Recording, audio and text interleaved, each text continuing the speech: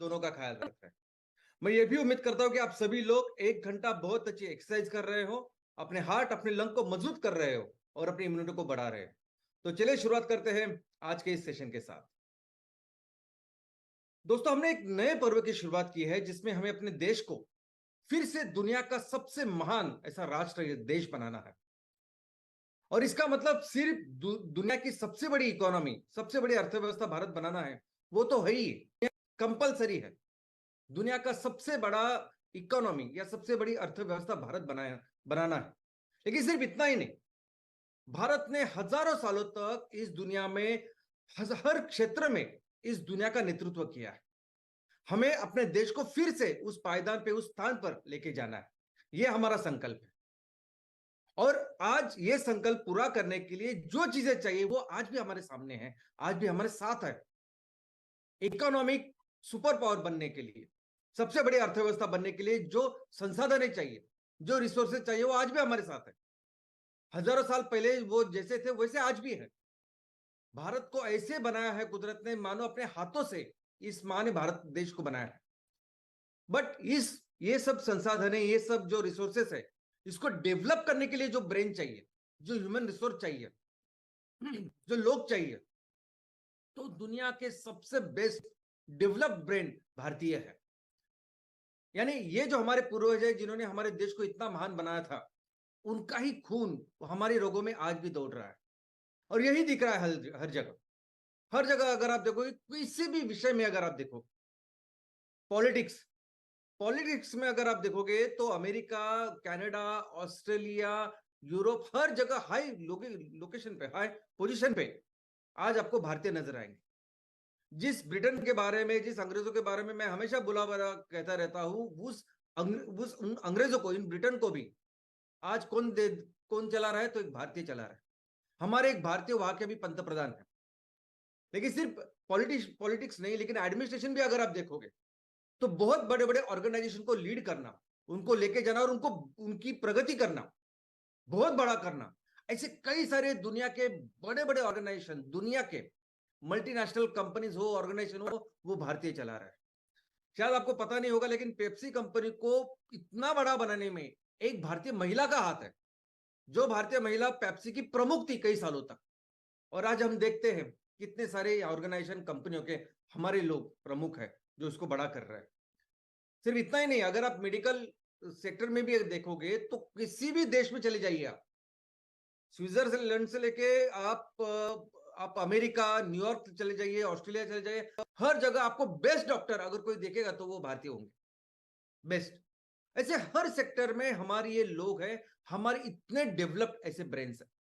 तो अगर हमें अपने देश को फिर से वो महान बनाना है, उस स्थान पे लेके जाना है, तो ये काम कौन करेगा? तो हमारे लोग करेंगे। यही लोग करेंगे जो आज हमारे भारत में बसते हैं। और ये जिन टैलेंट की मैं बात कर रहा हूं, जिन टैलेंट के मैंने अभी आपको नमूने दिए, एग्जाम्पल दिए, ऐसे टैलेंट हमारे हर जगह है। हमारे गांव में है, हमारे शहरों में, हमारे हर तहसील में है। इनफैक्ट अभी यही लोग जो है वो अभी हमारे देश को वो उतना महान बनाएंगे, सुजलाम सुफलाम बनाएंगे। बहुत इंपॉर्टेंट रोल आने वाले दिनों में किसानों का होने वाला है। अभी हम देख रहे हैं कि दुनिया कितने बड़े संकट के कगार पे खड़ी है। अभी ये संकट इसलिए है क्योंकि हम बहुत गलत चीजों का इस्तेमाल कर रहे हैं। लेकिन इसको बंद कर जो सही चीजें आनी है, लानी है, जिसका इस्तेमाल करना है, जो ईंधन हो, खाना हो, पहनने के लिए या इस्तेमाल करने वाली चीजें हो, ये सभी आने वाले दिनों में आने वाले हैं खेतों से, सिर्फ खेतों से, सस्टेनेबल, जो हमारी जरूरतें भी पूरा करेंगे और धरती का ख्याल भी रखेंगे। किसान सबसे इंपॉर्टेंट पर्सन आने वाले दिनों में होने वाला है। और बाकी के हमारे सभी ब्रेन, किसान जो भी उगाएगा उससे वो चीजें बनाएगा। तो इसलिए आज हमारे देश की, आज हमारे इस संगठन की, एमसीएल की सबसे बड़ी रिस्पॉन्सिबिलिटी क्या है? तो ये जो लोग हैं, जो लोग हमारे देश को फिर से समृद्ध, फिर से महान बना सकते हैं, इन लोगों का ख्याल रखें, इन लोगों को पहले सक्षम करें। जिन बेसिक चीजों के साथ आज वो जूझ रहे हैं, जो बेसिक चीजें, जो बेसिक प्रॉब्लम्स, इश्यूज जो उनके लाइफ में है, उसको दूर करें। जो जो मिनिमम जो चीजें उनको चाहिए, जो व्यवस्था उनके चाहिए, उसका हम ख्याल रखें। जो जरूरत का उनका ख्याल रखें, इनके एक सस्टेनेबल इनकम का हम ख्याल रखें। उनको हर महीने एक अच्छी इनकम इन लोगों को आनी चाहिए ताकि उनके जीवन अच्छा हो। उसके साथ साथ उनके परिवार का ख्याल हमें रखना है। उनके जो बच्चे हैं उनका एजुकेशन का ख्याल हमें रखना है, उनके लिए काम करना है। उनके जो माता पिता है उनके लिए अच्छी मेडिकल सर्विसेज का हमें प्रावधान करना है, उसकी व्यवस्था करनी है। और एक बार उनका परिवार सुरक्षित हो गए, फिर ये वो लोग हैं जो भारत को हर क्षेत्र में कंट्रीब्यूट करेंगे। बिजनेस तो है ही, लेकिन ये रिसर्च, डेवलपमेंट, इनोवेशन, ये सब कुछ है ना। और ऑलमोस्ट हर क्षेत्र में हमारे भारतीय फिर अपने देश का नाम रोशन करेंगे। तो ये हमारी जिम्मेदारी है। और इसमें सबसे इंपॉर्टेंट फेज है ये पहली, सबसे पहला जो चरण है, ये पहला चरण है कि जिसमें हमें अपने देश को, अपने तहसील के हर स्टार्टअप को एक 10,000 करोड़ की कंपनी बनानी। बहुत इंपॉर्टेंट है, क्योंकि ये वो फेज है, ये वो काम है, ये वो हमारी जिम्मेदारी है कि जिसके तहत हम इन लोगों की जो भी आज की प्रॉब्लम्स है उसको दूर करने वाले हैं। जो जरूरतें उनके हैं वो उसको पूरा करने वाले हैं। जो 100% एम्प्लॉयमेंट हो या बच्चों के लिए एजुकेशन की व्यवस्था है, बाकी जो कुछ करना है ना हमें, वो तब मुमकिन है इस पूरे प्रोसेस में जब हम 10,000 करोड़ की कंपनी बनाएंगे। इस सब में वो प्रॉब्लम सॉल्व होने वाले हैं। लेकिन दोस्तों, उससे भी ज्यादा गंभीर आज ये है कि आज परिस्थिति बहुत भयानक, बहुत खराब हो रही है इस क्लाइमेट चेंज की वजह से। हमने देखा कि यूनाइटेड नेशंस ने, आईपीसीसी ने जो रिपोर्ट दिया, जो हाल ही में जो लेटेस्ट रिपोर्ट दिया, उसके दो पार्ट थे। एक पहला जो भाग था, पहला पार्ट था, वो 2021 में आया था। उस पार्ट में उन्होंने बताया कि क्यों बढ़ रहा है सब कुछ, क्यों दुनिया ऐसे संकट की तरफ जा रही है, क्यों क्लाइमेट चेंज हो रहा है, इस सब कुछ उन्होंने इसमें विशद किया है। और 2022 में जो पार्ट आया था उसमें उन्होंने लिखा है कि इसका इम्पैक्ट क्या होने वाला है। और पिछले साल उन्होंने बोला कि ये इम्पैक्ट इतना खतरनाक है कि पूरी मानव जाति आज की तारीख में कोड रेड, यानी आखिरी चेतावनी है, आईसीयू में है, ऐसी परिस्थिति है। लेकिन उन्होंने पिछले साल ये भी रखा था कि कौन से वो देश हैं जो सबसे ज्यादा प्रभावित होंगे इस क्लाइमेट चेंज की वजह से। और उसमें सबसे इंपॉर्टेंट ऊपर जो देश था वो था भारत। क्या पिछले साल हमने ये सोचा था? अब ये पिछले साल आई हुई रिपोर्ट है। क्या पिछले साल हमने सोचा था कि अगस्त में ऐसी चीज होगी? यानी बारिश शुरू होती है, उसके बाद 2 महीने बाद आता है अगस्त, और उसमें हमें टैंकर से लोगों को पीने के पानी के लिए व्यवस्था करनी होगी। कहीं सोचा था हमने? लेकिन आज इस साल देखा हमने, यानी सबसे इंपॉर्टेंट, सबसे ज्यादा परिणाम अगर किस देश पे हो रहा है तो वो भारत के ऊपर हो रहा है। और इसीलिए ये जो हमारी जिम्मेदारी, ये और ज्यादा इंपॉर्टेंट, क्योंकि ये जो लोग हैं ना, ये लोग फिर पर्यावरण की व्यवस्था भी करेंगे। क्योंकि हमारा ये जो मकसद है कि हमें 10,000 करोड़ की कंपनी बनानी है ना, ये ऐसा नहीं कि किसी एक प्रोडक्ट है जो सबको चाहिए, सबसे ज्यादा इंपॉर्टेंट है, मार्केट में ज्यादा डिमांड है, चलो उसको बेचते हैं, बहुत सारा पैसा कमाते हैं और वैल्यूएशन करते हैं। ऐसा नहीं। जब हम कहते हैं कि हर तहसील में हमें 10,000 करोड़ की कंपनी बनानी है, इसका मतलब हर तहसील में हमें वो 5E, वो जो 5E, उस मिशन को हासिल करना है। इसका मतलब पर्यावरण का ख्याल रखना है। इसका मतलब 100% एम्प्लॉयमेंट, जो जो जरूरतमंद लोग हैं, जिनको आज नौकरी की जरूरत, उसको 100% रोजगार दिलाना है। हमारे यहाँ के किसान, महिला बचत गट, युवा, इनको सक्षम करना है, उनको सपोर्ट करना है। हर व्यक्ति को, हर घर को एक अच्छा इनकम मिल देना है। और इनके लिए जब हम करेंगे, ये लोग, इनके परिवार, ये सभी लोग मिलकर फिर हमारे पर्यावरण को बचाएंगे। ये सभी लोग फिर हमारे जितने पेड़ चाहिए वो पेड़ लगाएंगे। ये पेड़ ही है जो बेसिकली वाटर सिस्टम का काम करते, वाटर हार्वेस्टिंग का काम करते। बड़े बड़े पेड़ यानी पाइपलाइन है। यही वो लोग है फिर कचरे का व्यवस्थापन भी करेंगे। यही वो लोग है जो हमारे तहसील को फिर पानी में स्वयं पूर्ण भी करेंगे। यही वो लोग है कि कोई भी प्रदूषण हो पानी का, उसको रोकेंगे भी। 5E को डेवलप करके 10,000 करोड़ की कंपनी बनानी है। किसी एक प्रोडक्ट को तैयार करके बेच के वो वैसे करना नहीं है। 5E को डेवलप करना है, नहीं, को प्लेटफॉर्म बनाना है, जिस प्लेटफॉर्म के ऊपर फिर ये पर्यावरण का भी हम ख्याल रखें और अपने देश को भी उस वहां तक लेके जाने की क्षमता हम तैयार करें। और इसीलिए अभी ये जो काम करना है ना हमें, आपको, हर उद्योजक को इस एमसीएल में, वो भी एक बेसिक जैसा ही काम करना है। हमें काम करना होगा अपने बच्चों जैसा, बेसिक, एकदम सिंपल। अभी हमारे बच्चे जो हमारे आजू बाजू बच्चे जो होते हैं, अभी इंजीनियरिंग में जाना होता है, मेडिकल करना होता है, उसके लिए 2-2 3-3 साल एंट्रेंस के लिए पढ़ाई करते हैं, 8-8 10-10 घंटा 12-12 घंटा पढ़ाई करते हैं। और उसके बाद जब वो उनको एडमिशन मिलता है इंजीनियरिंग मेडिकल, तब भी वो 4-5-6 साल पढ़ाई करते हैं और 8-10 साल के बाद फिर उनका करियर वो चालू होता है, उनको पैसे मिलने चालू होते हैं, उनके जो सपने हैं वो पूरे होने चालू होते हैं। हमें भी अगर ये सब काम करना है ना, हमें इतना ही सीरियसली काम करना होगा जितने सीरियसली बच्चे करते हैं। हमें हर हर उद्योजक को हमें कंपलसरी 8 से 10 घंटा इस पर काम करना ही होगा पहले 3 साल। जब हम पहले 3 साल इसके ऊपर 8 से 10 घंटा काम करेंगे, तब जाके हम अपने उस कंपनी को 10,000 करोड़ की कंपनी बनाएंगे। और उसमें वही ये बच्चे तो पढ़ाई कर रहे हैं, हर टॉपिक को समझ रहे हैं, उसके एग्जाम दे रहे हैं। हमें तो एक ही काम करना है कि कैसे पैसे बनाया जा सकता है, कैसे हमारे यहाँ के जो लोग हैं उनको क्या मैं उनके लिए कौन सा बिजनेस किया जा सकता है, कैसे उनकी आमदनी बढ़ाई जा सकती है, बस ये काम करना है। और जब आपको बच्चे जैसा काम करना है, स्टूडेंट जैसे काम करना है, विद्यार्थी जैसे काम करना है, तो किसी को अध्यापक जैसे ही भी काम करना पड़ेगा और वो काम मुझे करना है।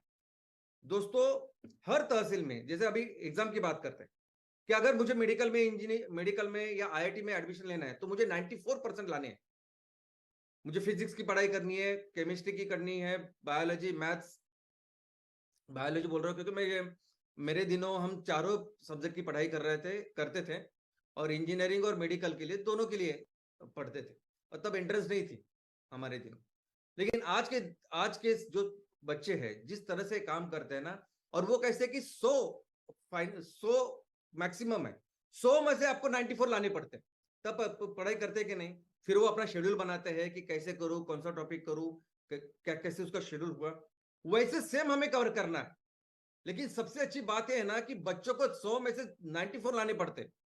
आज हमें हमारे इस कंपनी के बैलेंस शीट में साल का 800 करोड़ का टर्नओवर लाना है, यानी 3 साल के बाद तीसरा जो हमारा बैलेंस शीट होगा उसमें 800 करोड़ का माल तैयार कर रहे हैं और बेच रहे हैं। यह व्यवस्था चाहिए। और कब चाहिए? जब हमारे तहसील में ऑलरेडी आज के दिन में 5,000 करोड़ का व्यवस्था तैयार हो रही है, 5,000 करोड़ का माल तैयार हो रहा है और बेचा जा रहा है। इनफैक्ट अपने जितने लोग तहसील में रहते हैं उसके अनुसार तो वो 6 गुना यानी 30,000 करोड़ का होना चाहिए, वो भी करेंगे बाद में। लेकिन आज तो है ना, आज 5,000 करोड़ का अगर माल तैयार हो रहा है, बेचा जा रहा है, उस 5,000 करोड़ में से मैं बोल रहा हूं कि 800 करोड़, यानी आपके बच्चे जो काम कर रहे हैं उससे भी ये आसान है। इसलिए क्योंकि आप जब ये काम करोगे ना, तो आपके तहसील में क्या, सुनिए, आपके तहसील में है 2.25 लाख से लेके 2.5 लाख लोग। आपके तहसील में 45,000 से 55,000 फैमिलीज, परिवार। हर ग्राम पंचायत में 650 से लेकर 700 हेक्टेयर तक जमीन, उपजाऊ जमीन, जिसमें काम कर सकते हैं। इसका मतलब है हर तहसील में 29,000 से लेकर 30,000 हेक्टेयर इतनी जमीन आपके पास है। और इतना सब कुछ जब कुदरत ने दिया ना भर भर के, ये सब इसके साथ 800 करोड़ का टर्नओवर करना, 100-150 करोड़ का नेट प्रॉफिट जनरेट करना, ये बिल्कुल हो सकता है, आराम से हो सकता है। लेकिन उसके लिए चाहिए शिस्त, उसके लिए चाहिए डिसिप्लिन, उसके लिए आप वहां हर जैसे बच्चे पढ़ते हैं ना वैसे ही 8 से 10 घंटे आप वहां जाने चाहिए और ये काम करना चाहिए।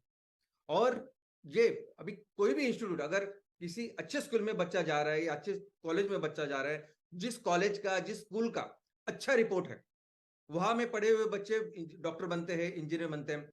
कैसे क्या करते हैं ये काम, ये इंस्टीट्यूशन कैसे काम करते हैं, ये स्कूल अच्छे कॉलेजेस क्या करते हैं? बेसिकली ये तो पढ़ाते हैं ही, लेकिन टाइमली, इमीडिएटली, जरूरत पड़े तो वीकली ये देखते हैं कि आपने जो पढ़ाई की है वो कर रहे कि नहीं, या आपको पढ़ाने के बाद आपको जो होमवर्क दिया जाता है, ग्रो पार्ट जो दिया जाता है, वो आप कर रहे हैं कि नहीं, वो देखते हैं। और फिर हर हफ्ते, हर 2 हफ्ते के बाद वो देखते हैं कि आप सही दिशा में जा रहे हैं कि नहीं, आपको उतने मार्क्स मिलेंगे कि नहीं जितने आपको चाहिए। और वैसे ही काम हमें करना पड़ेगा। दोस्तों, हमें भी, मुझे भी और हमारे सभी सीनियर्स, हमें भी ये देखना पड़ेगा कि तहसील की आपकी कंपनी वही सही दिशा में जा रही कि नहीं। और इसलिए बहुत जरूरी है आपको भी अपने तहसील में अपनी जो टीम है, अपने जो लोग हैं, उनके साथ हर हफ्ते चर्चा करना, मिलना कंपलसरी, और देखना कि तहसील में जो अपनी रिस्पॉन्सिबिलिटी है उसको हम कैसे हैंडल कर रहे हैं, उसकी क्या व्यवस्था कर रहे हैं और उसके ऊपर कैसे अमल कर रहे हैं, काम कर रहे हैं। और यही काम है हमारे सीनियर्स का, जो हमारे सीनियर कंसल्टेंट्स है, जो प्राइम कंसल्टेंट्स है उनका, कि हर हफ्ते उन्होंने देखना चाहिए कि हमारे तहसील में ये जो है, और एक्चुअली स्टूडेंट जैसा हमने देखना चाहिए इस परिस्थिति के ऊपर। ये बिजनेस है, पैसा कमाया जाता है, सब पढ़े लिखे ज्यादा उम्र के, ऐसा कुछ नहीं। हम सब स्टूडेंट्स हैं और हमको जो लक्ष्य लिया लिया है हमने उसको पूरा करना है, बस यही है। और हर हफ्ते देखना है कि हमारे ये जो स्टूडेंट्स हैं, ये जो तहसील है, क्या वो सही दिशा में जा रहे हैं कि नहीं। और हम सबका मिलके बस एक ही लक्ष्य होना चाहिए कि आप अपने लक्ष्य को प्राप्त करें। लेकिन ये काम करना आसान तब होता है जब रोड मैप क्लियर हो। लोग, बच्चे इतनी पढ़ाई क्यों करते हैं? क्योंकि उनको पता होता है कि मुझे 5 साल 7 साल 8 साल पढ़ाई करनी है, सब करना है, लेकिन उसके बाद जिंदगी भर मेरा करियर अच्छा होने वाला है, मैं डॉक्टर होने वाला हूँ या IITN होने वाला हूँ, और बाकी सब कुछ उसके साथ होने अच्छा होगा। तो वो जो क्लैरिटी है रोड मैप की, वो क्लैरिटी उनके दिमाग में होती है, इसलिए वो इतनी मेहनत करती है। वही क्लैरिटी आपको भी होनी चाहिए, और आज वही क्लैरिटी मैं आपको बताने की कोशिश करूंगा। सबसे पहले शुरुआत करते हैं MCL सस्टेनेबिलिटी स्टार्टअप के। हमारे तहसील लेवल के जो स्टार्टअप हमने शुरुआत की है, उनके प्रमोटर जो हमारे उद्योजक है, उनकी क्लैरिटी, उनके रोड मैप की। बहुत बार तो लोग शायद सोचते होंगे कि ये सस्टेनेबिलिटी शब्द इसका क्यों इस्तेमाल कर रहे हैं। बहुत लोगों ने तो पहली बार सुना होगा, ये सस्टेनेबिलिटी का मतलब क्या है, क्यों हम लोग इसका इस्तेमाल कर रहे हैं। दोस्तों, ये शब्द फिलहाल पूरी दुनिया में सबसे जरूरी, सबसे इंपॉर्टेंट ऐसा शब्द बन चुका है। पूरी दुनिया जिस दिशा में उसका विकास हो रहा है, डेवलपमेंट हो रही है, वो गलत दिशा है। वो दिशा गलत है, जो चीजें हम लोग इस्तेमाल कर रहे हैं वो गलत है, और जिसकी वजह से आज ऑलमोस्ट विनाश के कगार पे हम लोग खड़े, ये जो रिपोर्ट जो बता रहे हैं और हम देख भी रहे हैं। और इसीलिए अभी पूरी दुनिया को जरूरत है कि ये जो विकास हो वो सही दिशा में हो, ऐसी चीजों के साथ हो, ऐसे ईंधन के साथ हो, ऐसे खाने के साथ हो, ऐसे इस्तेमाल करने की चीजों के साथ हो कि जो हमारी जरूरत भी पूरा करे, जरूरतों को भी पूरा करे, और इस दुनिया का ख्याल भी रखे आगे, कि फिर हजारों सालों तक, लाखों सालों तक ये दुनिया ऐसे ही चलती रहे जैसे पिछले 450 करोड़ साल से ये दुनिया चल रही है। और ये जो शाश्वत विकास है, ये जो विकास है, उसे कहते हैं सस्टेनेबल डेवलपमेंट। तो हमारा ये जो स्टार्टअप है वो बेसिकली हमारे तहसील में जो विकास हो रहा है उसको शाश्वत विकास की ओर लेके जाने वाला है। और दूसरी बहुत ही महत्वपूर्ण चीज ये है कि जब आप इस शब्द का इस्तेमाल करते हैं सस्टेनेबिलिटी का, तो उसमें आप सब कुछ जो कर सकते हैं जिसकी जरूरत है शाश्वत विकास के लिए। यानी हो सकता है कल हम सस्टेनेबल एजुकेशन में काम करें, सस्टेनेबल इंफ्रास्ट्रक्चर में काम करें, सस्टेनेबल रियल एस्टेट हाउसिंग उसमें काम करें। तो सभी ये जो ऑप्शंस है, सभी जो सेक्टर्स है, ये आपके लिए खुल जाते हैं। तो इस स्टार्टअप की जो शुरुआत करेंगे हम अपने तहसील में, वो करेंगे एम कुकिंग सिस्टम के साथ। अभी एम कुकिंग सिस्टम क्यों? अभी ये भी इसलिए क्योंकि हमें लोगों का पहले ख्याल रखना है। दुनिया को जलाने वाला जो कोयला है उसके लिए हमने इतना अच्छा सॉल्यूशन ढूंढ के निकाला है, जिसको जितना तैयार करें उतना कम हो सकता है, नहीं उतना हम लोग मुनाफा कर सकते हैं, उतना फायदा कर सकते हैं, उतना सब कुछ क्लैरिटी है। फिर भी एम कुकिंग सिस्टम क्यों? क्योंकि दोस्तों, आज ये ईंधन ऐसा ईंधन है जिसकी जरूरत हर हर परिवार को है। कितना भी गरीब से गरीब अगर परिवार है, उसको खाना बनाने के लिए आज चूल्हा लगता है, आज उसको वो ईंधन लगता है। खाना वो उससे लेके अब अमीर वगैरह, उनको हर परिवार को ये सब लगता है। लेकिन आज हमारी परिस्थिति ये है दोस्तों कि 43% परिवार, यानी ऑलमोस्ट आधे से थोड़े से कम, इतने परिवार के पास एक अच्छा ईंधन नहीं है। वो इस रसोई के ईंधन के लिए ये गीली लकड़ी, ये गोबर, ये बायोमास जो मिलता है उसका इस्तेमाल कर रहे हैं। और आपको पता है जब इस्तेमाल करते तो कितना धुआं, कितना भयानक पोल्यूशन होता है। ये इतना बेसिक और इतना ज्यादा पोल्यूशन कर रहा है जिसका जिसका सबसे ज्यादा विपरीत परिणाम हो रहा है हमारे बच्चों के ऊपर और महिलाओं के ऊपर, जो महिला काम करती हो। आपको पता है कि WHO जो जागतिक आरोग्य संगठन, अगर कहीं जाएंगे किसी सोसाइटी में, आपको देखना है कि उस सोसाइटी का स्वास्थ्य कैसा है, तो इंडिकेटर क्या है? नंबर 1 इंडिकेटर, ओनली इंडिकेटर, कि उस सोसाइटी में देखिए माता और बच्चों की का स्वास्थ्य कैसे है। अगर वो सही है तो फिर वो सोसाइटी सही है। और हम आज ये ईंधन इतना बेसिक ईंधन है कि जिसके वजह से, जिसके ना की वजह से आज हमारे देश में महिलाओं और जो बच्चे हैं उनके ऊपर बहुत सारे विपरीत परिणाम हो रहा है। उसके जो इंडिकेटर्स है वो बहुत कम है। और इसीलिए हमारी आज जिम्मेदारी है कि हम ये स्वच्छ ईंधन लोगों को दें। इनफैक्ट ये इतना बेसिक है कि जब जैसे मनुष्य की उत्क्रांति हुई, मनुष्य ने पहले जो ईंधन है जिसकी शुरुआत की होगी वो यही ईंधन होगा, रसोई के लिए, खाना बनाने के लिए ईंधन। और आज भी वो ईंधन हमारे लोगों की कितनी बड़ी प्रॉब्लम है। तो चलो ना मिलके, हम लोग ने ये संगठन ही बनाया लोगों के लिए, तो पहले हम अपने लोगों का ख्याल रखते हैं। भले ही हमको ट्रक भर के हमको माल नहीं बेचना अभी आज के तारीख में, हम एक एक दो दो पांच पांच किलो की करेंगे, लेकिन बहुत बड़ा कंट्रीब्यूशन हम हमारे लोगों के साथ करेंगे। और दोस्तों, ये जो एलपीजी है ना, सबसे पहला तो हमारा कदम है कि इस एलपीजी को हम बंद करें, निर्मूलन करें इस एलपीजी का। क्योंकि ये एलपीजी भी फॉसिल फ्यूल है, ये भी क्रूड ऑयल से बनता है। और आज की तारीख में सबसे ज्यादा क्रूड ऑयल जो हमें दे रहा है वो है रशिया।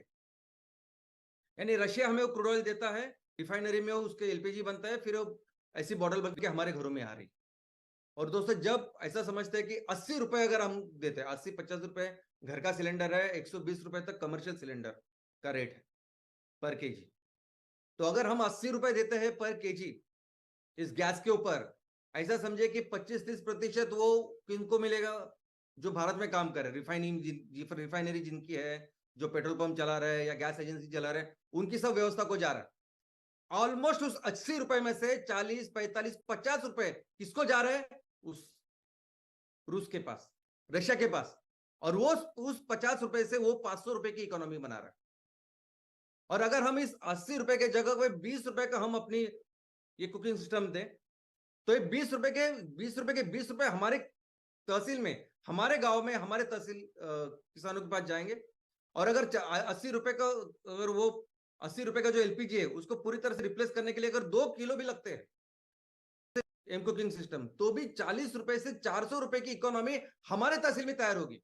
आज कैसे हो रहा है कि वो जो 25-30% भी पैसा मिल रहा है, किसको मिल रहा है? वो 1%। आपको याद है, 1% ऊपर के, 10% ऊपर के जो उनकी सेवा में लगे हुए। लेकिन हम अगर ये 40 रुपए का माल बेचेंगे और वो हमारे लोगों को बेचेंगे, तो यही वो लोग जो है जो 40 रुपए से लेके 400 रुपए की अर्थव्यवस्था बनेगी। और दोस्तों, एलपीजी इतने डेंजरस है कि आज की तारीख में सबसे ज्यादा जो आग लगती है उसका नंबर 1 प्रमुख कारण है एलपीजी। इमारती को आग हो या किसी कमर्शियल सेंटर को, हर जगह। पिछले हफ्ते जैसे मैंने कहा कि 9 लोग मारे गए ट्रेन में वो सिलेंडर लेके जा रहे थे। और इतनी दुर्घटनाएं हर दिन होती है और पूरी दुनिया में हो रही है। तो इसको भी रोकना एक बहुत बड़ा कंट्रीब्यूशन इस हमारे सिस्टम के साथ। और जो भी काम करेंगे, अभी आप देखेंगे क्या हो रहा है कि मैं बार बार इस चीज को बोलता हूँ कि 90% जो लोग हैं ना, वो इस प्रक्रिया में शामिल ही नहीं है। इस मैन्युफैक्चरिंग के, बिजनेस के, इनकम के, पैसे कमाने के। हम ये जो काम करेंगे ना, जितना ज्यादा तैयार करेंगे, जितना ज्यादा बेचेंगे, इस पूरे प्रक्रिया में शामिल कौन होंगे? हमारे लोग, किसान शामिल होंगे, हमारे गांव गांव के लेवल पे जो काम करने वाले वो उद्योजक शामिल होंगे। और फिर इनका एम्पावरमेंट, इनका सक्षमीकरण होगा हर तरीके से। और अगर प्रोडक्ट देखोगे आप, जिस जिस एक प्रोजेक्ट के साथ हम इस सस्टेनेबिलिटी स्टार्टअप की शुरुआत करने वाले हैं, उसकी आउटपुट कैपेसिटी है 30 टन, यानी 30,000 किलो पर डे। अभी जो मशीनरी आपके पास है, उस मशीनरी से आप 2 से 2.5 टन पर आवर इतना निकाल सकते हो। यानी आप उस फैक्ट्री से 40 से 45 टन तक जा सकते हो। लेकिन हम बात करते सिर्फ 30,000 किलो की या 30 टन की। 30 टन हमें ये माल तैयार करना है। और ये जो प्रोडक्ट आज है, ये प्रोडक्ट समझिए कि देखो, कोई भी बिजनेस आप करो, वो बिजनेस कितना चलेगा, कितना आगे जाएगा, आप कितना पैसा कमाओगे, किसके ऊपर डिपेंड होता है? प्रोडक्ट के ऊपर। ओके, अब वो प्रोडक्ट कितना जरूरी है मार्केट में, उसकी क्या डिमांड है, वो किस पे डिपेंड होता है कि आपका ये जो प्रोडक्ट है वो कौन से प्रॉब्लम सॉल्व कर रहा है, कैसे लोगों की जिंदगी बेहतर बना रहा है। अगर वो सबसे ज्यादा गहरे प्रॉब्लम सॉल्व कर रहा है, ज्यादा प्रॉब्लम सॉल्व कर रहा है, तो ये बहुत अच्छा बिजनेस आपका कर सकता है। और आज की तारीख में ये जो एमपीलेट्स है, ये जो कुकिंग सिस्टम है, ये इतना इंपॉर्टेंट है। ये ऐसा प्रोडक्ट है ना कि अगर आप सोने का बिजनेस करते हैं ना, उससे भी बेहतर ये बिजनेस आज की तारीख में है। इतनी जरूरत है लोगों को। यानी ये स्वच्छ, यानी हमारे धरती का ख्याल रखेगा, पर्यावरण का ख्याल रखेगा, किसानों का ख्याल रखेगा, लोगों का ख्याल रखेगा, आप एकदम सुरक्षित हो। यानी जो बोलोगे वो सब पॉजिटिव में है। इसकी इतनी डिमांड है कि आप हमारे तहसील में जितनी जरूरत है ना, उससे भी ज्यादा अगर आप एक्सपोर्ट भी करना है तो हर जगह कर सकते हो, ऐसी जरूरत है। अमेरिका, यूरोप से लेके हर प्रोडक्ट। तो ऐसा प्रोडक्ट हमें तैयार करना है और उसको बेचना है। और हर दिन कितना तैयार कर रहे हैं हम लोग? 30 टन, 30,000 किलो। और ऐसा समझिए जो एमएसएस प्रमोटर है उनको 5% इनकम है इस सेल करने का। और इसका मतलब है हर किलो के ऊपर उनको 90 पैसे से लेके 1 रुपया मिलने वाले। तो अगर 90 पैसे से 1 रुपया मिलेंगे तो 30,000 किलो जब हम तैयार करेंगे और बेचेंगे, इसका मतलब है 27,000 से लेके 30,000 पर डे हमारे एमएसएस प्रमोटर का इनकम है, पर डे। और यही इनकम जब आप साल का कैलकुलेट करते हो, जब ये प्लांट हमें 360 दिन चलाना है, तब एक सिंगल एमकोल के इस प्लांट से 97 लाख से लेके 1,08,00,000 हमारा इनकम है, यानी आपका इनकम, एमएसएस प्रमोटर का इनकम।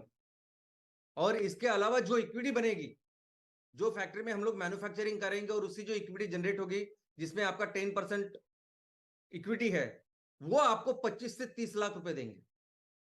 इन दोनों आप देखोगे तो 1,10,00,000 से लेके 1,30,00,000 एक प्लांट के बारे में मैं बोल रहा हूं। और सबसे जरूरी यह है, एक स्वार्थ है और एक परमार्थ है। स्वार्थ हमने देखा, लेकिन परमार्थ देखिए ना, अभी हमारे इस प्लांट की वजह से किसानों को कितना हो रहा है, बाकी लोगों को कितना मिल गया, वो कैलकुलेट नहीं करते। सिर्फ सीएसआर, जो पैसा एमसेल के पास बचेगा ना, सबको देने के बाद, जो इंटरेस्ट है, जो फंडिंग है, उनको देने के बाद भी जो बचेगा, उसमें से 20% जब एमसीएल उसको देगी, तहसील को देगी, तो 30 से 40 लाख रुपए लोगों के लिए हम तैयार करेंगे एक प्लांट के साथ। ये वो प्लांट है, वो ये वो प्रोडक्ट है। और दोस्तों आपको अंदाजा नहीं, आप, मैंने देखा है कि 5-5, 10,000, 15-15 हजार जरूरत होती है स्कूल के लिए। और वो 10,000 भी टाइम पे नहीं मिलते, टाइम पे नहीं मिलते ही नहीं है वो।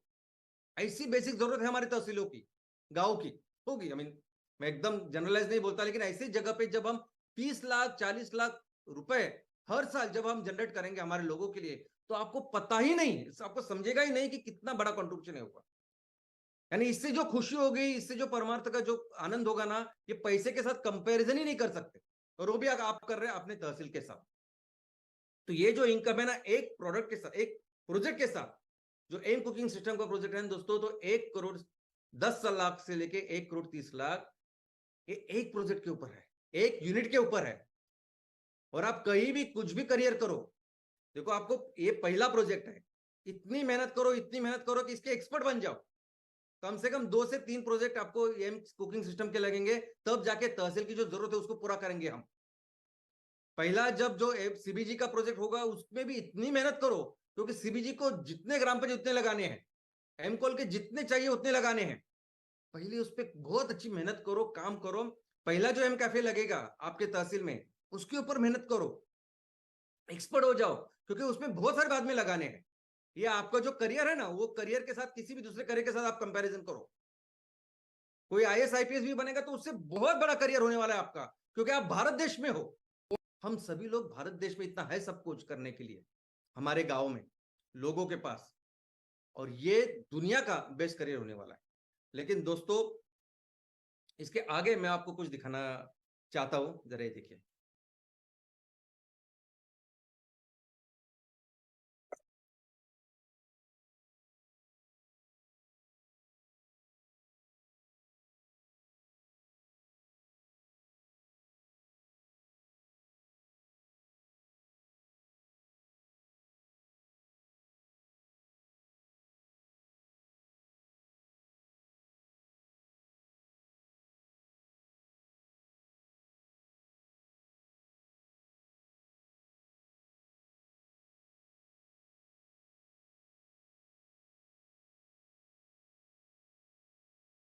ये आपने देखा, और एक देखिए।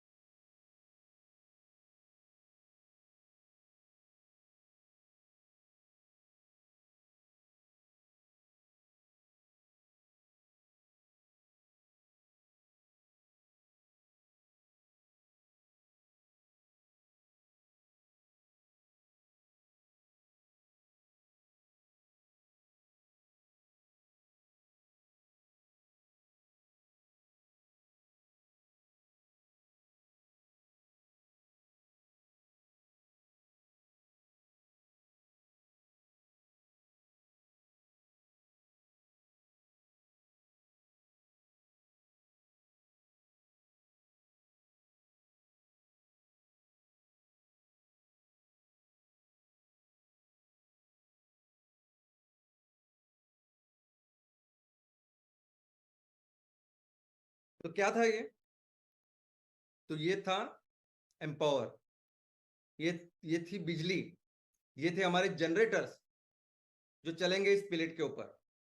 ये जो बड़े बड़े पहाड़ों पे बिजली नहीं होती, ये बड़े बड़े ट्रांसमीटर, इतने बड़े बड़े जो जो व्यवस्था होती है ट्रांसमिशन की, वो लेनी पड़ती है यहाँ वहां जंगलों में, जो जाती नहीं। अभी भी कितने सारे जंगल में रहने वाले या पहाड़ों में रहने वाले हमारे लोग हैं जिनके पास बिजली नहीं है। हम बिजली बनाएंगे, ये बिजली हम बनाएंगे, हम उनको देंगे। कितने में बिजली मिलती है आज, कितने पर यूनिट आप देते हो ना, तो उतना लेंगे हम, क्योंकि वो पैसे किसको देने वाले, किसानों को ही देने वाले। भले हमें पैसे कम मिले, भले उसके लिए पिलेट ज्यादा लगे, बिजली कम मिले, लेकिन पैसे के लिए नहीं कर रहे हैं ना हम लोग साहब। कोई भी ऐसी इंस्टीट्यूशन हो, व्यवस्था हो, जगह हो कि जहां आज लोगों को बिजली की जरूरत है और नहीं है कोई साधन, तो कोई जरूरत नहीं है डीजल के ऊपर आपको डीजल जनरेटर तैयार करने की। हमारी इस एम पिलेट से हम हर जगह जहां जरूरत है वहां बिजली लाएंगे। हमें हमारे गांव को जहां जरूरत है, हमारे बच्चों को, हमारे मेडिकल फैसिलिटी को जहां जरूरत है वो बिजली लाएंगे। ये हमारा आने वाला है और ये सब आप करने वाले। लेकिन सिर्फ इतना ही नहीं है, और एक बात देखिए आप, अभी इसको देखिए।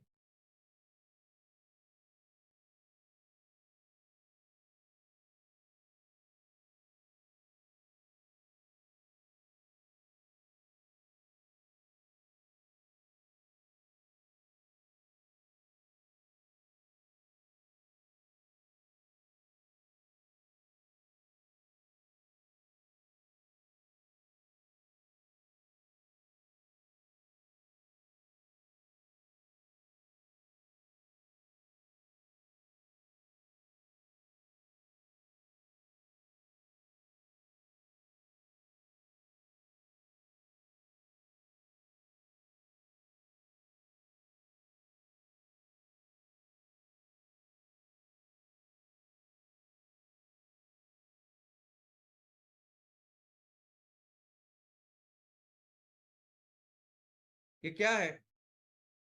तो दोस्तों आज की तारीख में एलपीजी के जगह कई सारी जगह पे गैस से पाइपलाइन से गैस आ रही, और वो फिर पाइपलाइन हर जगह जा रही है और वो चूल्हे को जला रही है।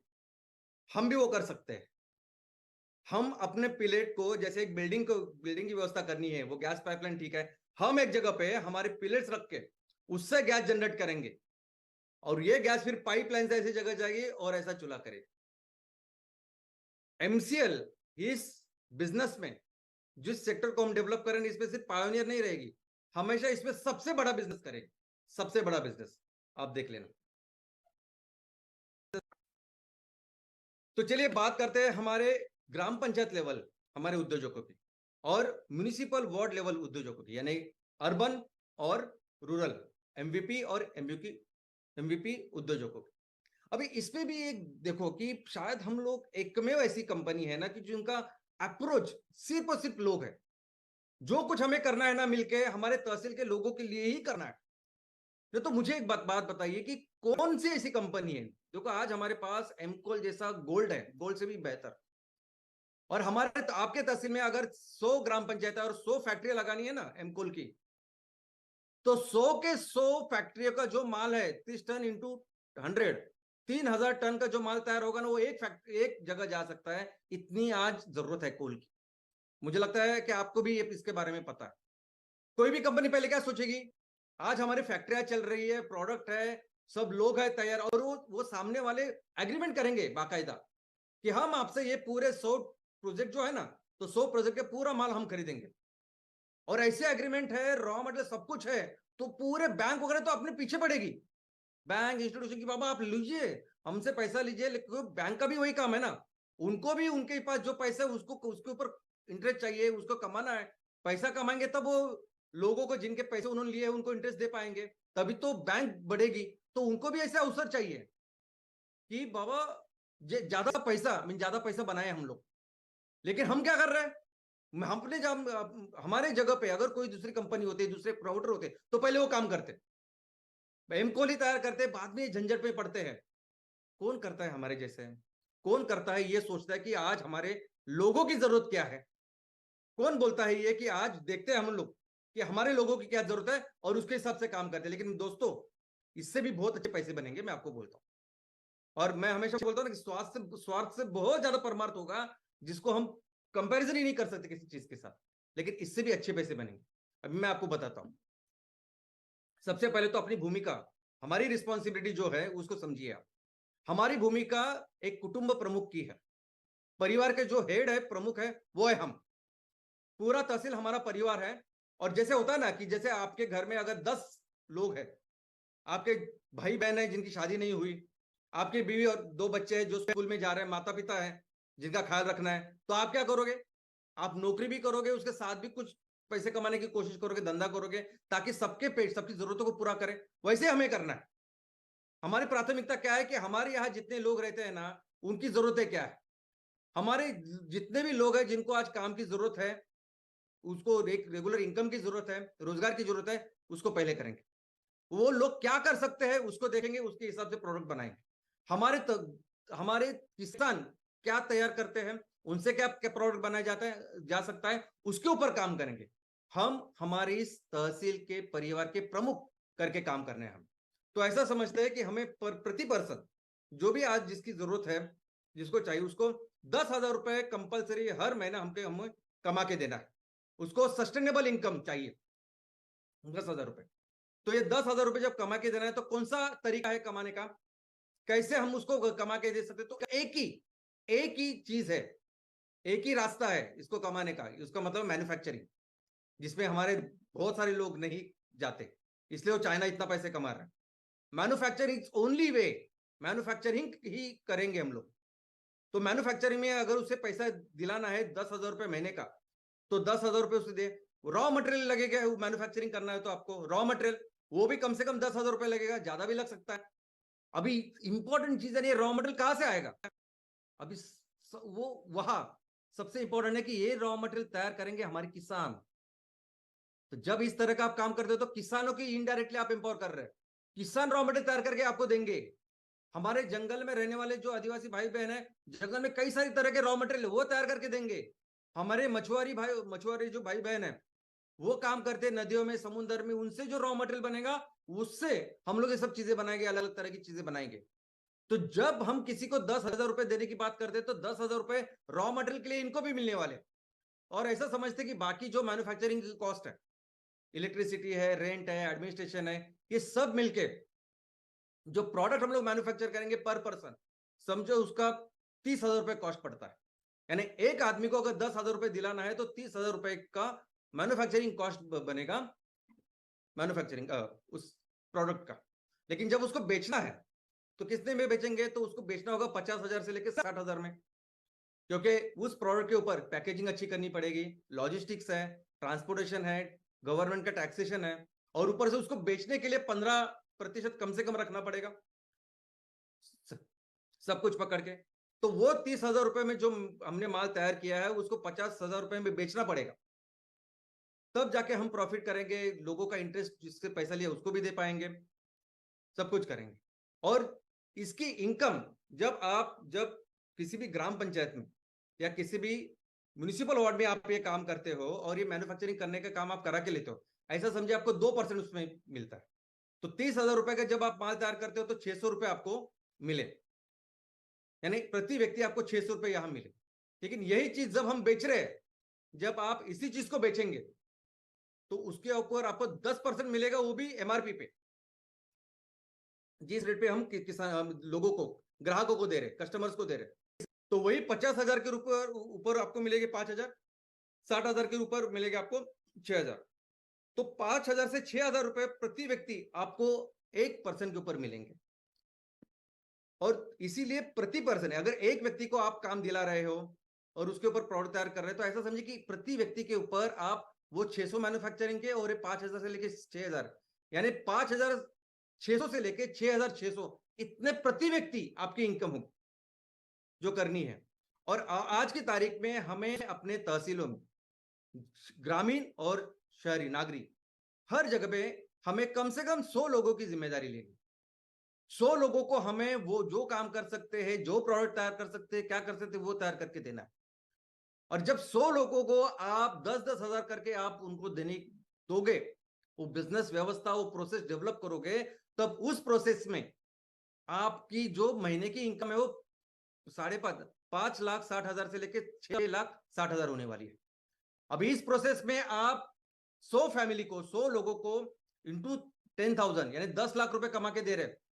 रॉ मटेरियल में आएगा 10 लाख रुपए वो किसानों को, हमारे महिला बचत गट, सॉरी हमारे जंगल में रहने वाले लोग, मछुआरे लोग या पशुपालन करने वाले लोग, इनसे जो रॉ मटेरियल आएगा उनको आप दे रहे हो, और ये करने के बाद आपको इतने पैसे मिल रहे हैं। और अगर यही आप साल का देखोगे तो यही 67 लाख से लेके ऑलमोस्ट 80 लाख रुपए पर साल का इनकम, वो भी एक ग्राम पंचायत में, एक म्युनिसिपल वार्ड में हो सकता है। और दोस्तों इसी के साथ जो CSR होगा, क्योंकि आप ही जो काम करेंगे तो ये सभी काम करने के बाद, बिजनेस करने के बाद जो पैसा आखिर में MCL के पास मिलेगा तो उससे भी 20% देंगे हम लोग। उसमें भी जो आप ये काम करोगे, 100 लोगों की जिम्मेदारी लोगे ना, तो 10 से 15 लाख रुपए वो CSR करके आएंगे, वो आपके हाथ में होंगे, आप देंगे, आप खर्च करेंगे। और ये इसके जैसा सुख ही नहीं है। साल में अगर एक ग्राम पंचायत के लिए 10 से 15 लाख आप खर्च कर रहे हो, या एक म्युनिसिपल वार्ड में, और बेसिक चीजों के लिए, पीने का पानी हो सकता है, कुछ एजुकेशन की व्यवस्था हो सकती है, बेसिक चीजें, ये बहुत बहुत बड़ा काम करेगा। और हमें 3 साल में, जैसे हमारी जरूरत है, 3 साल में 500 लोगों को एम्पावर करना है। अभी इसमें वो महिलाएं भी हो सकती है कि जो अपने पति का हाथ बढ़ाना चाहती है। उसमें एक घर में 2-3 लोग हो सकते हैं कि जिनको काम की जरूरत है, सबको वो सब पकड़ के हमें 500 लोग, यानी 500 यानी एक फैमिली का एक पर्सन नहीं, जितनी भी जरूरत है उतनी वो करना है, वो कंट्रीब्यूट करे। ये हमारा आगे का 3 साल का टारगेट है, ये पहला फेज का टारगेट है जो हमें हर ग्राम पंचायत में और वार्ड में करना है। और इसका अगर आप इनकम देखोगे ना दोस्तों, 500 लोगों की जब जिम्मेदारी हम लेते हैं और वैसी बिजनेस व्यवस्था का, मैन्युफैक्चरिंग का व्यवस्था तैयार करते हैं ना, तो 28 लाख से लेके 33 लाख रुपए पर महीने का इनकम है। 3 करोड़ 36 लाख से लेके 3 करोड़ 96 यानी ऑलमोस्ट 4 करोड़ साल का इनकम है। इसको आप किसी भी दुनिया की जितने भी बाकी की दूसरी करेंसीज है ना, डॉलर है, पाउंड है, कुछ इसमें कन्वर्ट करो, फिर भी दुनिया का बेस्ट ये CTC है, बेस्ट इनकम है। कहीं भी जाओगे आप, 4 करोड़ अगर साल का आप कमा रहे तो ये ये ये बहुत जबरदस्त इनकम है। और ये इसीलिए पॉसिबल है क्योंकि हम भारत में रह रहे हैं, इसलिए क्योंकि हमारे यहाँ वो उतनी जनता है, उतने लोग हैं, हमारे यहाँ उतनी भूमि है, वो मिट्टी है और वो पानी है। और फिर एक बार ये पहला फेज होने के बाद ना, एक बार लोगों को आपने एम्पावर किया, फिर छोड़ दीजिए आप, फिर उनका सिर्फ नेतृत्व कीजिए, ये लोग फिर अपने देश को वहां तक लेके जाएंगे। फिर हो सकता है कि आने वाले दिनों में फिर 1,000 लोग इसमें शामिल हो, और फिर उसका इनकम भी उतना बढ़ेगा। और हो सकता है कि आपकी जो प्रोडक्टिविटी, आज हमने प्रोडक्टिविटी पर पर्सन 50,000 रुपए की पकड़ी है हर महीने की, वो प्रोडक्टिविटी भी बढ़ के 1 लाख रुपए तक जाए। हो सकता है कि हमारा तंत्रज्ञान, हमारी टेक्नोलॉजी, रिसर्च और बेहतर करे। तो ये भारत का एक्चुअली पोटेंशियल है, और इस पोटेंशियल तक फिर आराम से उसको जाने दीजिए, लेकिन पहले 3 साल हमें मेहनत करनी है। और दोस्तों इसमें आज ये भी समझना है कि ईस्ट इंडिया कंपनी, ये सभी जगह ये जो कंपनियां है ना, ये कंपनी जो काम करती है, ये हर सेक्टर में मोनोपोली है। ईस्ट इंडिया कंपनी जैसे हमको दूसरे जो मैं हमेशा बोलता हूँ, लेकिन ये कुछ इंपॉर्टेंट सिद्धांतों पर काम कर रही है, जिस सिद्धांतों के ऊपर हमें भी काम करना पड़े। अगर किसी सेक्टर में नंबर 1 की कंपनी करके कोई कंपनी काम कर रही है ना, तो कुछ प्रिंसिपल्स है उसको फॉलो करती है, और उस प्रिंसिपल्स को हमें भी फॉलो करना पड़ेगा, ताकि हम भी उस सेक्टर में नंबर 1 का काम करें। सबसे पहला नंबर 1, सबसे मोस्ट इंपॉर्टेंट, कि जो प्रोडक्ट आप तैयार कर रहे हो और बेच रहे हो वो सबसे अच्छा होना चाहिए, वो दुनिया में सबसे अच्छा होना चाहिए। ये एप्पल को कितने भी आप भला बुरा कह दो एप्पल को, लेकिन उसका कभी मोबाइल आप इस्तेमाल करो ना, मोबाइल इस्तेमाल करो, लैपटॉप इस्तेमाल करो, तो आपको समझेगा एप्पल क्या है। आप कभी मर्सिडीज को बोलेगे क्या मर्सिडीज है, ये 5 लाख रुपए वाली गाड़ी भी 4 लोगों को 5 लोगों को लेके जाती है से दूसरी जगह पे, मर्सिडीज भी वही करती है। लेकिन चलाओ तो सही, बैठो तो सही कभी उसमें, तभी आपको पता चलेगा वो नंबर 1 कंपनी क्यों है। हमें जो काम करना है ना, हमें काम ऐसे इतने हाईफाई चीजें के तैयार करने की कोई जरूरत नहीं, उससे नहीं GDP बनाई नहीं, और हमको कुछ लेना भी नहीं है उससे। हमको वो साबुन तैयार करना है ना, एक बार किसी साबुन वो इस्तेमाल करे तो बस हमेशा के लिए उसका दीवाना हो जाए। एक वो शैम्पू बनाना है कि जो शैम्पू एक बार लगाने के बाद इससे अच्छा शैम्पू मैंने अभी तक देखा ही नहीं है, ऐसा होना चाहिए। वो शैम्पू हो, फेस वॉश हो, हर कोई चीज जो हम जो तैयार करेंगे, और हमारे पास नॉलेज है, दोस्तों हमारे पास नॉलेज आयुर्वेदा का, हर जगह ऐसी चीजें होती है। और जब एक कस्टमर होता है ना, एक कस्टमर किसी दूसरे कस्टमर को बोलता है, अरे वो चीज जो मैंने खरीदी है, इस्तेमाल की, वो सबसे अच्छी है, आप तू ले। दोस्तों ये दुनिया का सबसे बेस्ट मार्केटिंग है। कोई हीरो हीरोइन की जरूरत नहीं आपको सेल करने की, मार्केटिंग करने की। इसके कहते हैं कॉन्टेजियस। कॉन्टेजियस का मतलब है संसर्गजन्य। यानी आप, हमारा प्रोडक्ट ऐसा होना चाहिए ना कि जो संसर्गजन्य होना चाहिए। यानी किसी ने इस्तेमाल किया तो 10,000 लोगों को जाके बोलना चाहिए कि प्रोडक्ट इतना अच्छा है, आप कंपलसरी ये लो। और इसके दो अनुभव मुझे आए पर्सनल, मैं आपको बोलता हूं। पहला ये अनुभव है, अभी आप ये देखोगे तो एक मराठी मूवी है। इस मराठी मूवी का नाम है बाईपन भारी देवा। अभी इसका पोस्टर भी आप देखो, सब महिलाएं हैं। अभी ये महिला है, इसका ट्रेलर अगर आप देखोगे तो एक हमारा पारंपरिक कार्यक्रम होता है, बस वो उस थीम पे ये पिक्चर है। यानी कौन जाएगा इन, वो जो प्रोग्राम होता है ना, जो हमारी परंपरा है, संस्कृति, उसमें भी पुरुष कोई जाता नहीं, लोग जाते नहीं, सिर्फ महिलाओं का वो कार्यक्रम होता है। उसका अगर उसके ऊपर पिक्चर बनी है तो कौन जाएगा उसके ऊपर, तो वहां जाने का सवाल ही नहीं आता। लेकिन मैं था ऐसे बाय चांस घर में था, और माँ थी, बहन थी, उन्होंने मुझे इस पिक्चर को लेके गए। 4 बजे का पिक्चर था, लेकिन दोपहर का ज्यादा हाउसफुल नहीं होता, पूरा हाउसफुल था वो थिएटर। मुझे पकड़ के कम से कम 4 से 5 ही पुरुष हो गए, बाकी कोई पुरुष ही नहीं था, सब महिलाएं थी। लेकिन दोस्तों जब मैंने पिक्चर देखा देखा उसके बाद इमीडिएटली बाहर आने के बाद मैंने कम से कम मेरे 4 5 6 दोस्तों को, करीबी दोस्तों को मैसेज किया कि कंपलसरी आप अपने परिवार के साथ जाओ और ये मूवी देखो, पिक्चर देखो। दोस्तों सिर्फ 28 दिनों में बनी है मूवी, सबसे लो कॉस्ट में बनी है मूवी। लेकिन हमारे मराठी में जो जितने भी मूवी थे ना आज तक, सबके रिकॉर्ड उसने ब्रेक कर दिए। और ऐसा नहीं कि बहुत मार्केटिंग की उसकी, कुछ भी नहीं, लोगों ने इसको बड़ा बनाया। ऐसा ही एक एग्जांपल, यानी मैं हमारा ऑफिस जहां है उसके बाजू में ही एक ऐसे माटुंगा में ऐसे वेफर मिलते हैं, केले के वेफर। और वो बेक्ड है इसलिए मुझे, तो मैंने मैंने सोचा ट्राई करूं उसको। और वो ट्राई करने के बाद जैसे भी मैंने उसको लिया, क्योंकि फ्राइड नहीं है, बेक्ड है, और एक पुराना होटल है मैसूर करके, तो वहां वो लिया। लेकिन ये इतने सुंदर है कि हर दिन अभी शाम के चाय के साथ मैं बस यही लेता हूं, और सबको पता है। और मैंने अभी तक कम से कम 10 लोगों को बोला होगा। तो दोस्तों बात यह है ना कि हमें भी जो प्रोडक्ट बनाने हैं, तो प्रोडक्ट भले ही साबुन जो बनते हैं अलग अलग जगह पे 500 अलग अलग तरह के सबसे बेस्ट बनते हैं, अच्छे बनते हैं, बेहतर, लेकिन उनसे भी बेस्ट ऐसे 25-30 साबुन हमें लाने पड़ेंगे। और वही साबुन का निर्माण एमसीएल के ब्रांड के अंदर जम्मू कश्मीर से लेकर तमिलनाडु में होगा, तमिलनाडु तक होगा। फिर हम इस हिंदुस्तान यूनिलीवर या जो भी कंपनी है उनको टक्कर दे पाएंगे, उनको करेंगे। ये लोग क्या करते हैं, एक तो जो प्रोडक्ट उनकी भी रेंज देखोगे तो 10-12 प्रोडक्ट ही है, और हमें भी 15-20 ऐसे साबुन या कोई प्रोडक्ट चाहिए जो इससे बेहतर करेंगे। और दूसरा इंपॉर्टेंट चीज वो है बेस्ट पैकेजिंग। ये प्रोडक्ट अच्छे लगने ही चाहिए, ब्यूटीफुल दिखने ही चाहिए। ये कंपनियां बहुत मेहनत करती है उस पैकेजिंग के ऊपर। जो पहली लॉयल्टी बिल्डअप होती है ना, जो पहला प्यार होता है उस प्रोडक्ट के साथ, वो देखने से चालू होता है। उसके ऊपर हमें ख्याल रखना पड़ेगा। हम ज्यादातर के पैसा कॉस्ट सेविंग के चक्कर में इसके ऊपर काम नहीं करते, लेकिन वो करना पड़ेगा। और फिर बाद में क्या करते हैं लोग, एक अच्छा प्रोडक्ट, एक अच्छी पैकेजिंग, फिर मार्केटिंग मार्केटिंग मार्केटिंग। दुनिया जितने भी भारत में जितने भी हीरो हीरोइन है, फिर वो साबुन के इस्तार में लगा देते, वो जो अपना टॉयलेट बिलेट उसको साफ करने के इस्तार में सभी हीरो हीरोइन लगाते। फिर वो पान मसाला होता है, मुझे पता नहीं कितने रुपए का आता है, लेकिन वो पान मसाला अमिताभ बच्चन से लेके अक्षय कुमार हो, शाहरुख खान हो, अजय देवगन हो, सब लोग वो उसको बेचने लग रहे हैं। और एक बात समझिए, ये जो जीडीपी बनती है ना, पैसा बनता है छोटे छोटे प्रोडक्ट से ही बनता है। ये कार बेचने के लिए कोई हाई फाई हीरो नहीं रहता ज्यादा कुछ, और इतना ज्यादा मार्केटिंग भी नहीं होती उसकी। ये जो छोटी छोटी चीजें ना जो मैं बोल रहा हूँ कि हमें करना है, इससे ही जीडीपी बनती है, और इससे ही ये लोग इतने पैसे कमाते हैं। और ये परसेप्शन तैयार करते हैं लोगों, कस्टमर के दिमाग में, कि नहीं ये जैसे अगर मैं ये क्रीम लगाऊंगा तो मैं भी गोरा हो जाऊंगा। हमें ये नहीं करना है। हमें जो मार्केटिंग करनी है ना, वो नेक्स्ट लेवल की मार्केटिंग करनी है। हमें जो मार्केटिंग करनी है, तो मार्केटिंग करनी नहीं है, आंदोलन तैयार करना है। ये जो 5V मिशन के लिए हम लोग काम कर रहे हैं ना, उस 5V मिशन में ये उपभोक्ता सब लोग इसमें शामिल होने चाहिए। और इसीलिए हर ग्राम पंचायत में, हर म्युनिसिपल वार्ड में हमारे वो सैनिक खड़े होने चाहिए, जिन्होंने 5V मिशन के बारे में बोलना चाहिए।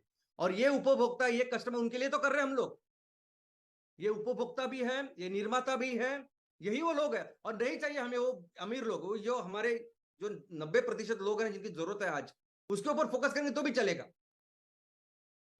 लेकिन ये काम करना जरूरी है, एक आंदोलन करना जरूरी है, और छोटी छोटी चीजों से हमारे लोगों की जरूरतें पूरी हो जाएंगी। और जैसे अगर मुझे एडमिशन मिलना करना है, मुझे 94% चाहिए, और 94% के लिए मुझे क्या करना है, 8 से 9, 8 से 10 घंटा काम करना है, और यही चीजें करनी है। वैसे ही आपको अगर 3 साल में ये कंपनी 10,000 करोड़ की बनानी है, उसके आगे बड़ी करनी है जितना हमारा पोटेंशियल है, तो सबसे इंपॉर्टेंट फाउंडेशन जो है वो है 60% हमारे तहसील के जो ग्राहक उपभोक्ता लोग हैं वो हमारे साथ इस आंदोलन में शामिल हो। ये सबसे जरूरी है, ये सबसे जरूरी है, सबसे इंपॉर्टेंट है। और इसलिए मैं जो कहता हूं ना, ये आपको करना जरूरी है। देखो, मैं पूरी पढ़ाई के साथ आपको जो बताया हूं, बस आप वो करिए। बस आप वो सैटरडे सेशन करिए, हर हफ्ते खड़े रहिए अपने लोगों के लिए, पूरी जान लगा कर कीजिए। पहले, दूसरे, तीसरे, चौथे, पांचवें हफ्ते, बाद में लोग जैसे जुड़ेंगे ना आपको, किसी मार्केटिंग की, कोई भी मार्केटिंग कुछ भी करे, हमें कुछ चिंता करने की जरूरत नहीं। ये इतना महान है। जो हम कहते हैं ना, बस उस जो गृहपाठ हम लोग आपको बोल रहे हैं, जो होमवर्क हम आपको बोल रहे हैं, जो काम करने के लिए बोल रहे हैं, बस आप करिए। बाद में ये आप करने के बाद आपकी कंपनी की, आपकी कंपनी 3 साल में वात लेने की जिम्मेदारी हमारी, हम करेंगे इसको। और मिलके फिर हम फिर से अपने देश को दुनिया की सबसे बड़ी अर्थव्यवस्था बनाएंगे, और सिर्फ अर्थव्यवस्था नहीं, दुनिया का सबसे महान राष्ट्र बनाएंगे। धन्यवाद।